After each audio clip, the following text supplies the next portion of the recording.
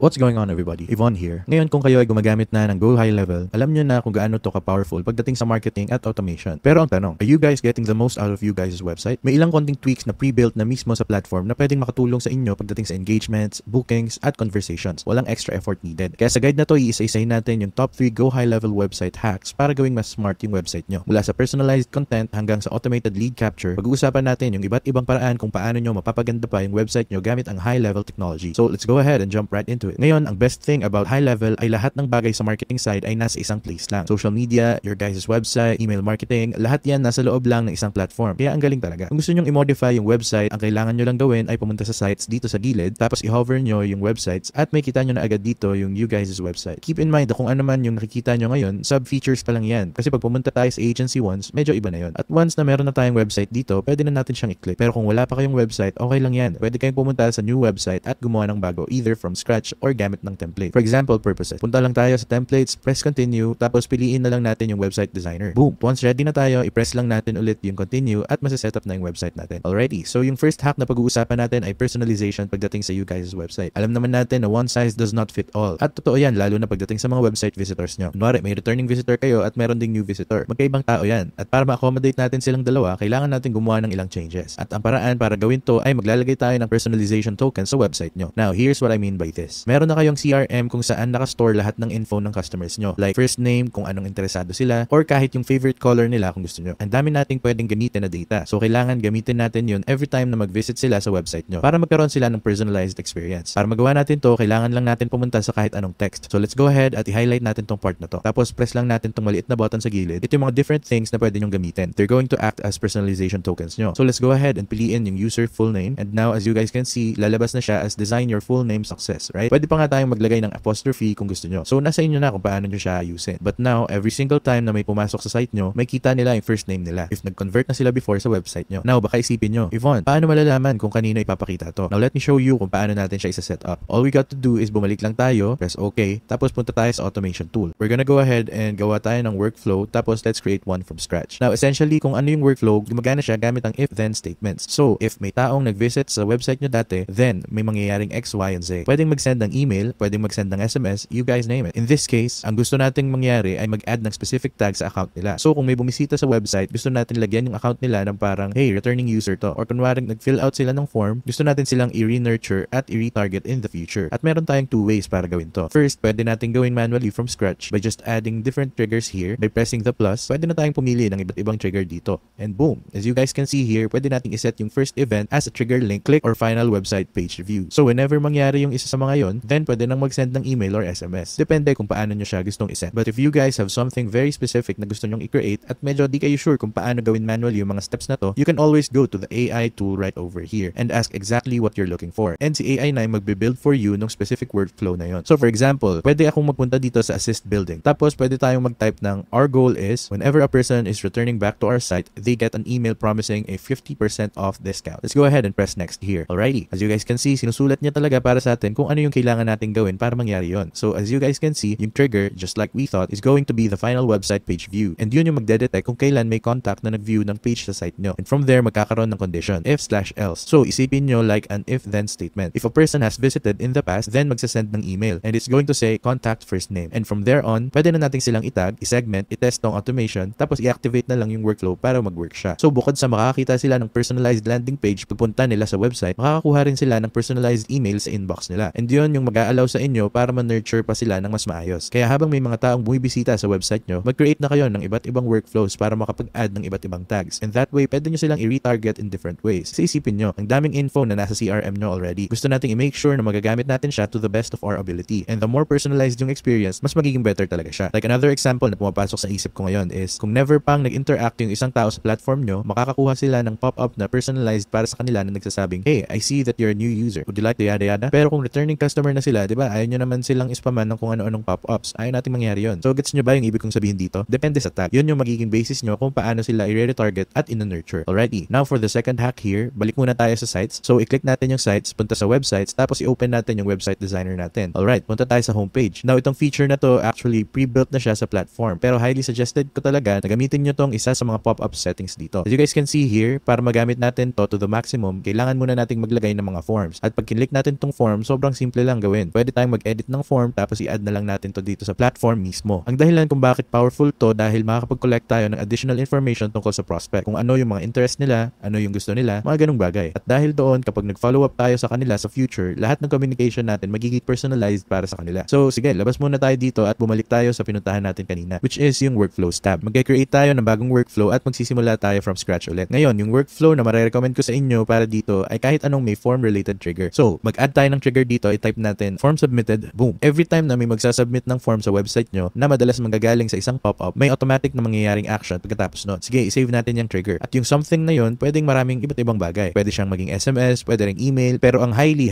recommended ko ay i-add yung person sa isang list. So, ita-type natin yung list para mailagay natin sila sa isang list. Ang kailangan lang natin gawin ay mag-add ng contact tag. Sige, punta tayo dito. Yung tag natin will be test. Mag-create din tayo ng new tag na ang pangalan ay test. Save natin yung action. So, ngayon, kada time na may nag-fill out ng form, mabibigyan sila ng tag na test. Alam ko, parang sirang plaka na ako dito sa kakaulit ng tungkol sa tags. Pero ang dahilan kung bakit sobrang powerful nila ay dahil inaalaw kayo ng system na i-organize yung mga tao sa kanya-kanyang bucket. At dahil doon, lahat ng communication na isi-send nyo ay magiging unique at personalized. From here, pwede pa tayong mag-add ng another step. Sige, add tayo ng isa pang step dito. Tapos mag-add tayo ng manual action to call. Ngayon, ang reason kung bakit importante ito dahil kada beses na may nag-fill out ng form, most likely interesado talaga sila. So, ibig sabihin potential customer na agad yan. Gusto nilang makipag-usap sa inyo, kaya dapat makarespond kayo as soon as possible. Bago yan, pwede naman tayong magpadala muna ng email, diba? Pwede silang mag-book ng time with you guys. Tapos pwede nating ilagay doon yung calendar link nyo. I-explain natin pa yan mamaya. Pero ang may re-recommend ko talaga ay maglagay ng task na tatawagan sila agad para makausap nyo sila directly. So, yung action name natin will be manual call at ayan, ready to go na. So, ayan, makikita nyo ngayon, make sure lang na nakalink ng tama yung form dito. Ako hindi ko pa siya nililink sa sample ko. Pero every time na may mag-submit ng form, mag-generate siya ng tag na test. At pag na-trigger yung tag na test, magse-set siya ng manual task para tawagan. Again, habang naghihintay tayo or kasabay nito, pwede pa tayong magdagdag ng isa pang step sa gitna na magpapadala ng email papunta sa kanila. So, send email sa custom template dito, pwede na nating ilagay yung calendar link na gusto nyong gamitin. Sa ganitong paraan, makakabook sila directly sa inyo kung sakaling hindi nila masagot yung tawag nyo. Again, speed to lead ang keyword dito. Super important siya pagdating sa mga pop-up forms. Kasi bawat pagkakataon na may taong nag-fill out ng form, ibig sabihin nun gusto talaga nila makipag-usap. At para sa third website hack natin, punta naman tayo sa calendars. Balik tayo sa workflows. Press confirm, tapos punta tayo sa calendars. Ngayon, may kita nyo, wala pa tayong nakaset na calendars. Kaya mag-create tayo. Press natin yung go to the calendar setting at magsisimula na tayong gumawa ng calendar. Ngayon, isang bagay na marirecommend ko sa inyo na gawin muna, kung hindi nyo pa ito nagagawa, ay pumunta kayo sa My Staff at i-make sure na may taong naka-add dito. Kasi kung wala, hindi kayo makakagawa ng calendar. Kailangan ng naka-attach na calendar sa schedule ng isang tao. At kung wala namang tao dun, imposibleng makagawa ng calendar. Balik tayo dito. Punta ulit sa calendars, tapos sa settings, tapos click natin yung create calendar at gagawa tayo ng basic personal booking lang muna. Pero take note, marami ding ibang calendar types tulad ng class booking, collective booking, at round robin. So, piliin natin yung personal booking. Tapos, sa calendar name, gawin na lang nating test. Yung team member, ako na lang, Yvonne. Tapos, yung custom URL, gawin nating yvonne.com. So, ngayon, gagawa na siya ng custom calendar para sa akin. Yung meeting duration ay 30 minutes. Tapos, ito na rin yung magiging availability natin. Kaya, ayun, i-confirm na natin yung settings dito. Ang galing. So, ngayon, pwede na tayong magkaroon ng link na pwede nating ipadala sa mga tao. Pwedeng i-send via email gamit yung workflow o kaya naman, pwede natin siyang i-embed direkta sa website para makapag-book agad sila sa'yo on the spot. So, ganito ang gagawin natin. I-embed natin yung code, press lang yung close, balik tayo sa website nyo, press sites, tapos punta sa websites, tapos website designer, at balik tayo sa homepage natin. Ayan, pag andito na tayo, press lang yung plus button sa section kung saan mo gustong idagdag yung calendar. Scroll down, hanapin yung custom code option, tapos i-drag nyo yun. Pwede nyo ilagay kahit saan nyo gusto sa page at lalabas yung text na custom HTML JavaScript, which is exactly kung ano yung kinopya natin galing sa calendar kanina. Punta tayo sa code editor, i-paste yung code, save, at boom. Ngayon, kung i-preview yung page, ayan na siya. Ang linis tignan. At yung calendar nyo ay naka-embed direkta sa website nyo nang walang kahit anong extra coding sa part nyo. So, madali na lang para sa mga tao na mag-book ng appointment direkta sa inyo. At naka-built-in na to sa platform. Kaya sobrang dali lang gawin at hindi mo na kailangan ng coding skills. At mula rito, kapag may nag-book na ng oras para makausap kayo, highly recommended ko na bumalik sa workflow tab. Doon, pwede kayong gumawa ng workflow na magsasend ng SMS or email para ma-confirm yung call nyo nang hindi na kayo gagawa pa ng kahit anong effort. At kung babalik tayo sa calendar settings, so punta tayo sa calendars, tapos calendar settings, kapag kinlik natin yung 3 little dots, tapos pinindot yung edit, pwede na natin i-modify yung look and feel ng calendar. Pwede kang maglagay ng logo sa calendar or baguhin yung itsura gamit ang iba't ibang cover image, widget styles, pati na rin yung kulay gamit yung primary background color, titles, descriptions, at details. At ulit, pwede pa rin itong i-personalize gamit ang dynamic personalization mula sa CRM nyo. Dahil nasa isang platform lang lahat, sobrang dali lang niyang i-manage. Halimbawa, kung may naganap sa website nyo, may campaign kayo sa email marketing or kahit sa social media, lahat yan bumabalik sa iisang system. At mula doon, pwede kayong mag-send ng iba't ibang workflows. Kaya habang lumalaki kayo, hindi na kayo mahihirapan dahil sa iba't ibang tools na may kanya-kanyang silbi. Lahat nandito lang sa iisang bubong. At kung gusto nyong i-try yung platform ng high level na completely free, merong link sa baba sa description. Kapag kinlik nyo yung link na yan, ang kailangan nyo lang gawin ay pindutin yung 14-day free trial. Tapos ilagay yung info tungkol sa company nyo or name. So ako, nilagay ko lang test tapos Zayco at email address. Piliin nyo na lang kung anong plan ang gusto nyo gamitin, starter or unlimited plan. Para sa karamihan sa inyong nanonood ng video na to, super recommended ko yung starter plan kasi meron na siyang halos lahat ng tools na kailangan nyo. Yung time lang talaga na gusto nyong mag-upgrade sa unlimited plan ay kung nagmamanage na kayo ng maraming accounts or sub-accounts, like kung may agency kayo or something. Isa pang use case is kung gusto nyo ng white label setup or meron custom app na naka-associate pero medyo advanced level na yon. Ilagay nyo lang yung payment information nyo, i-click nyo lang yung dalawang checkbox na to and boom, ready na kayo para sa free trial nyo. At ayun na, sa konting pag-tweak lang ng website nyo, pwede na tong magbigay ng malaking improvements sa results nyo habang naka-automate pa. Kaya less hassle for you guys. At tandaan, kung gusto nyong i-try yung platform na completely free, andyan yung link sa baba ng description. Dito sa channel na to, gumagawa kami ng videos tungkol sa iba't ibang tools at platforms para matulungan kayong magsimula at mag-grow ng business nyo. Kaya kung nakatulong sa inyo itong video na to, like and subscribe na rin para sa mas marami pang ganitong content. Till next time, peace!